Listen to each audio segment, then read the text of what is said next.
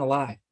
So the question is, as the summer is winding down, how do we keep the summer fun alive into the fall? Labor Day is here, end of the summer.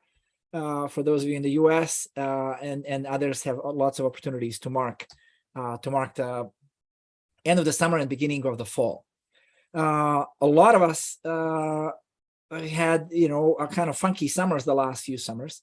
And at least in my various circle of various friends here in the States and various friends across Europe, and some family and friends that lives in Africa, they finally were able to have a real summer this year without COVID, right? Without all the travel restrictions and all of that hassle that we had for the last several years. There was a real issue, and people. I see some of my friends coming back from their vacations, and they look refreshed, right? They look fresh and with the tan and all of that. The question now is, everybody's complaining a little bit about, okay, well, the work is starting and schools are starting, and we're back into the routine, and it's hard to get used to the routine. And the question I've been asked, not directly, but kind of indirectly from a number of friends, like, how do we keep that summer fun alive like this, so that we truly have to wait until next summer? Well, here we are. Let's look at some ancient wisdoms to talk about how to keep the summer fun alive. The first thing we learn is to look underneath the common things that we think about summer, and to figure out what are the experiences that are behind it. Right. So some of the things, for the summer that people will talk about is, I had a chance to hang out with my friends, or I had free time, or I went to the beach, or I went to the mountains, or I was able to read, the books that I wanted to read, or I hung out with the kids, or anything like that. And the question, there's Anita, excuse us for interrupting. The question is how, what are the experiences underneath those things? So, for example, if you say, okay, I went to the beach, well, what's the experience of the beach, right? It's fun, and it's freedom, and it's, no obligation, and it's hanging out with friends. And hello, Anita. For those of you on Zoom, we have one of our teachers, Dr. Anita Sanchez, joined. For those of you live or watching offline after the fact, thrilled to have Anita with us. Thank you.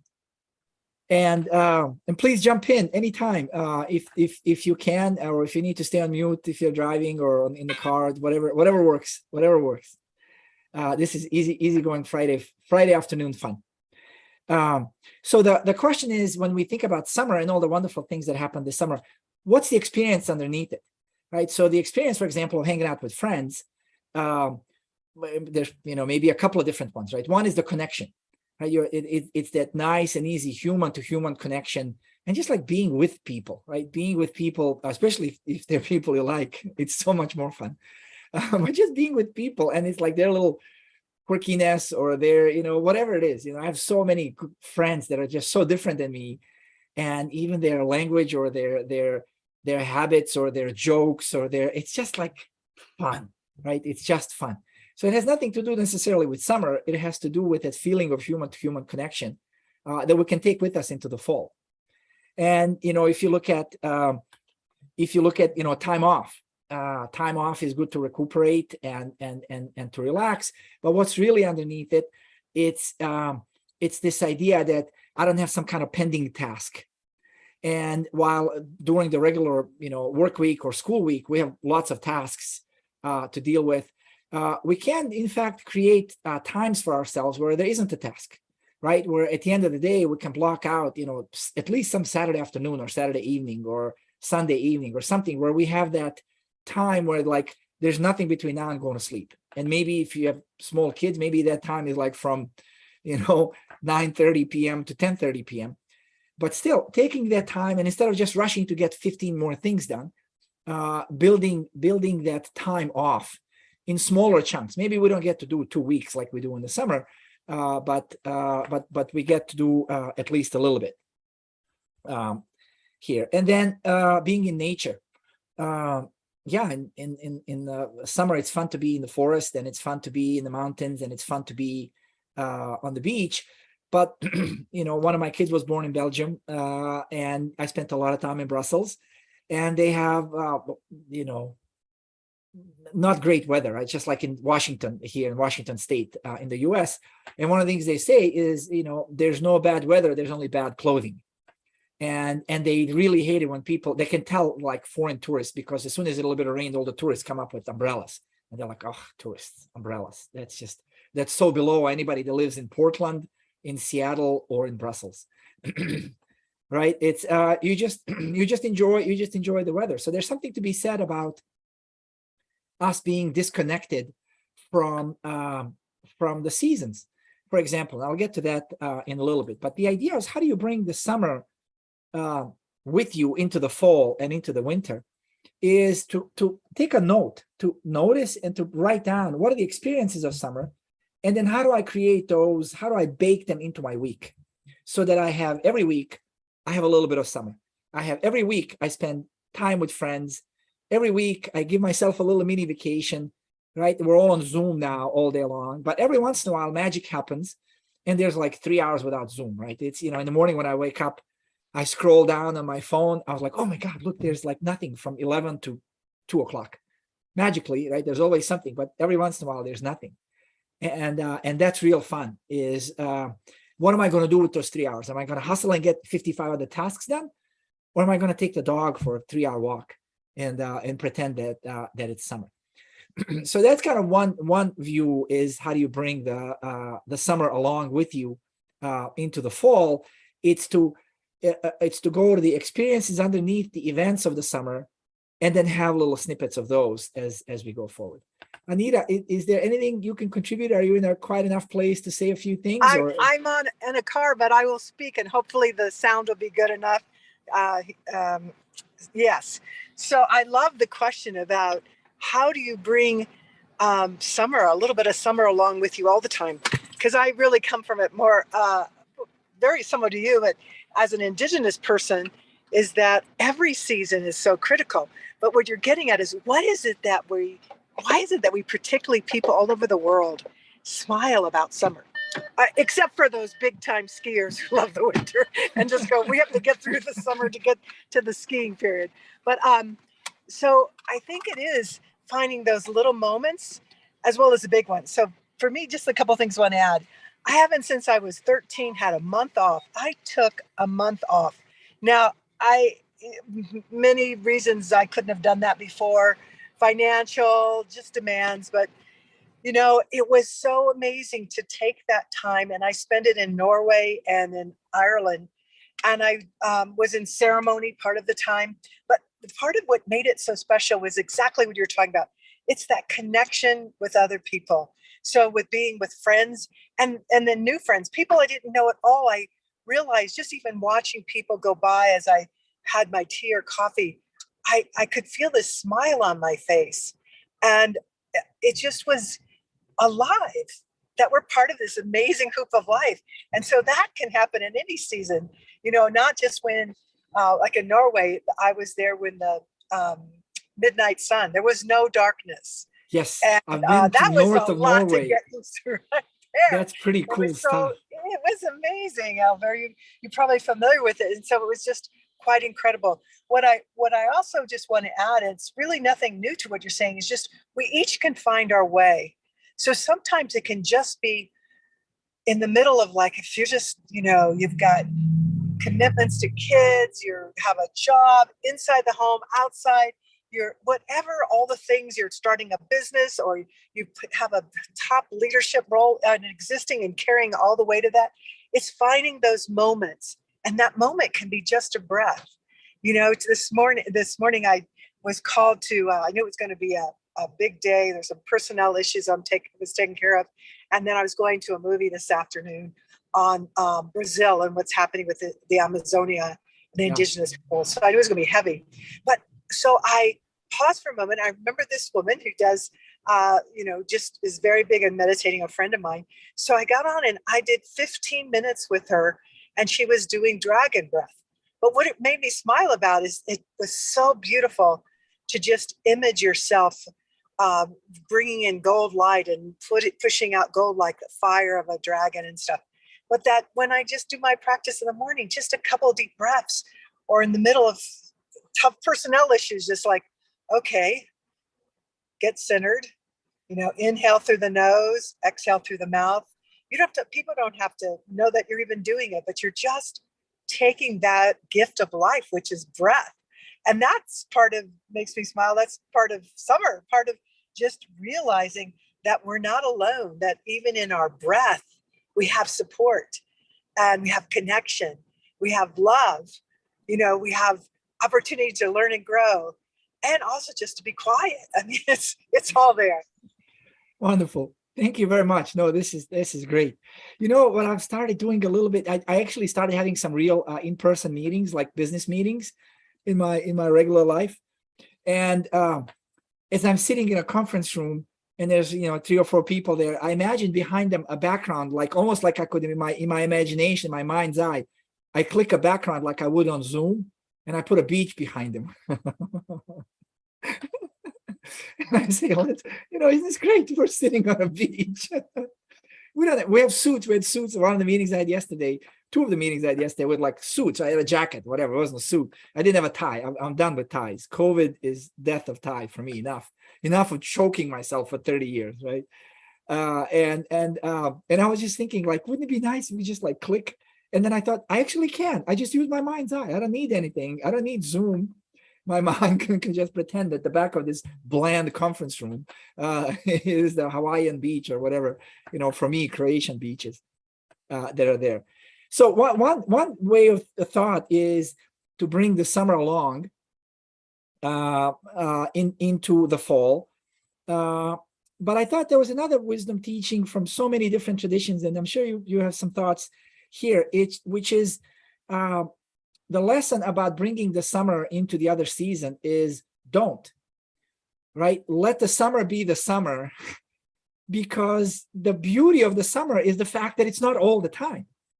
And, I have a good friend and a former colleague, this big Danish guy, my Danish Viking friend, Christian. And he lived in Denmark his whole life, and then he moved to California and then had a house in Mill Valley here, which San Francisco is a little different climate, but Mill Valley is like really beautiful climate all the time. And he always used to say how his wife and kids, they were exhausted after like the first 100 days in California. Every day was sunny, and every day they felt this huge pressure to go out, because in Denmark, it's always raining. And when you have a sunny day in Denmark, then they give the kids a day off, right? Work lets you out at 11 o'clock so you can catch a little sun, right? Because there's never sun. And here in California, he said every weekend, every evening, we're like, let's go out. It's sunny. Let's go out. And like these household chores were piling up, and they were exhausted from always having to do something. So I just thought that was a good fresh lesson. But if you think of all of the indigenous cultures that I've been introduced to, they all have a passing of the seasons ceremony. And we've kind of stopped that. We have a little bit with kind of Memorial Day and Labor Day, and one starts the summer, one ends the summer, but not really. Maybe in different parts of the country, right? Maybe in Missouri where I lived, or in New York, but like out west, not really. It's not really a tradition. But all of the indigenous, or most of the indigenous cultures that I know, have a clear marking of the ceremony.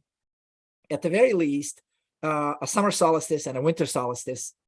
And it's these archetypes we talk about at Upend, in some sense they also relate to the seasons, right? So you have the summer of love, right? You have the lover during the summer, and it's enjoyable and it's fun. And in the winter, the first agricultural people in the winter is when you do the harvesting of a lot of stuff, right? You do whatever, the maple, the potatoes, the corn, the whatever it is, in Bosnia, where I'm from, our tradition is to make these basically jams, and we call them sweets, but it's not sweet. It's like you cook quince and apples and this and that and the other. And it's like it's a ritual that survived to this day. And in my culture, that's still kept up for some people, that you make, people make brandy, like the Slivovitz, the plum brandy. Right. And these are the kinds of things you just do in the fall. That's the thing you do in the fall. And you also have fruits and vegetables in the fall that you don't have during the summer. And you also have fruits and vegetables in the summer that you don't have in the fall or the winter or any other season. And I was just thinking how we've flattened our seasons, right? With we have air conditioning and heating and cooling in our cars and offices, not everywhere in the world, but a good part of the world. And we've kind of protected ourselves from the element and flattened the seasons that way. We've also flattened the excitement about, are you excited to get a watermelon these days? You're not, because you can get it year round. You can get cherries year round. I don't even know how they do it. I don't even know where they bring them from. But you can get cherries pretty much, in most of Europe and most of the US, you can get these kind of short seasonal fruits year round. And the good news is you can get cherries anytime you want. The bad news is you're not excited about cherries because you can get it anytime you want. And it's one of these quirks of human nature that I thought, as we're flattening the seasons, there's this urge to like not wanting summer to end. But maybe the wisest thing to do is not to bring the summer along, but to just let it end and then just jump into the fall and go into the warrior kind of worker, get it done, store for the winter. And then in the winter, you go into the mystic and the shaman and you north star and north and cold and you stay inside around the fire. And then the spring, it's the light heart, the life is everywhere and blooming, right? And all of that. So I think there's something to be said about these waves of life that also give kind of a seasonality to our lives. And by the same token, I think we've done the same with our emotions, right? So many people want to be happy all the time. This is not how we're made. It's like there's like a rush away from sadness or rush away from grieving or rush away from, I don't want to call it clinical depression, but just a rush away from feeling low. But that feeling low, what I found is like a quieting for me. Right? It's not, I used to resist it so much. I wanted the excitement and the run around and all of this, but now if I just let myself just go through the wave and I'm not afraid of it, there is a bottom and then there it comes right back out. And it's like a healing and a refreshing. And then I just don't feel like I'm on caffeine 365 days a year like this. So anyway, those are the two pieces of advice. And I'd love to hear your comment on the second one. But the two pieces of advice is bring the summer along. And the second piece of advice is don't. I love that. Because some of the other levels I get of what you're talking about is that every season is wonderful. And we're part of nature. So that's the other part. It's not separate. Uh-oh, did you freeze? No, we hear you. The picture is freezing a little bit, but we hear you. And thanks for calling in from the car. That's so nice. Well, I was just saying that it was, the visual might freeze, but as long as you can hear me, is that we are part of nature. So we have this diversity in us and to allow that to flow. And so I think we're sometimes that we can change our own emotions. We can change the level of which we are able to be present is exactly what you're saying, is to let go. So for me, part of the issue is whether it's emotions or an actual season, is that when we hold on, it's like damming up a river or something, It's, you got to let it flow. So some people are sad because they just, I remember how happy I was. I remember how happy it was.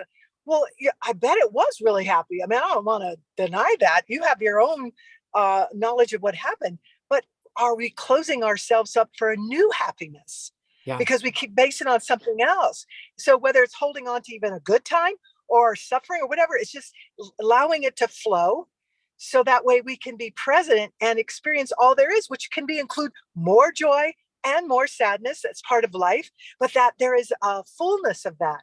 There's a contentment in being alive. What we in part as Indigenous people talk about, everything is in sacred motion. Now, that doesn't mean we all two-legged human beings operate in a sacred way all the time, but we're still part of this incredible, moving, wonderful energy, whether you come at it the science in terms of energy, or whether you come at it in a spiritual way. It is, I think everyone would say, is just absolutely extraordinary. And we're part of this. So I love this kind of happy hour talk. And I just want to say, Albert, I'm about to head up into the foothills back home, and I will lose any kind of connection. But I'm so I won't call up to have on you this anymore. conversation with you and the others who come to listen in that, and just wishing you lots of joy and happiness and ability to move through the suffering and the challenges as well. It's great to have you as a member of the Hoop of Life, and look forward to seeing you at Upend, at other conversations and happy hour, and perhaps at one of our trainings, our openings. So with That's that, I'm going to perfect. say bye. Thank you. Thank you so much. That's perfect. So that's that. Here's your very clear instruction from very, very clear teachings about how to bring the summer fun along. You know what Anita was talking about. If you look back at humanity, right, we've been around. I mean, the scientists fight about this, but in some way, shape, or form, Neanderthals and others, hundreds of thousands of years. You know, some early Aboriginal cultures, you know, as early as 60,000 years ago, or you know, but at the very least 10,000 years ago. And it's only in the last, you know, call it 50 years for most part of the world, or last, you know, 20 years or the last 10 years, that we've somehow managed to flatten the seasons and flatten the waves, right? Flatten the, you know, with air conditioning and heating and cooling, and with, you know, fruits and vegetables, the year-round food supply, and all of that. And then we even invented daylight savings time, so we can move our clock back and forth, so it can be more productive at work. You know, daylight savings is still alive in a good part of the world. Moving our actual natural time, moving it back and forth, so that we can be more productive at work, like that. So I think in all of our human engineering of ourselves, we might have forgotten, you know, the value of the seasons, and that's really the invitation here, is to sit. You know, I say jokingly as if it's conflicting, but it's not really conflicting. If there's any wisdom from today, it's one, to look at the experiences beneath the events of the summer, and see how you can keep those in your life on a regular basis, because it really has a big impact on health. I know it has on my health, physical health and mental health. And it's, you know what, if I'm not good, I'm not good for anybody. I'm not good for my family. I'm not good for my coworkers. I'm not good to anybody if I don't take care of myself and make sure I'm in a good space. And that takes that human connection and the friendship and the rest, and being in nature, whether it's raining or sunny, being in nature, being with nature. And the second piece is to let go of the summer in some sense, and have that wisdom to know that the letting go of it will make it that much more special next year. When it comes around. So that's it for this week. Excited that you're here. And if you're watching this offline, we are now August 26th, close to the end of summer, reporting live from San Francisco. This is the Upend Happy Hour on how to make the summer fun keep going. Talk to you soon, and see you at one of the next events. Bye-bye. Thank you.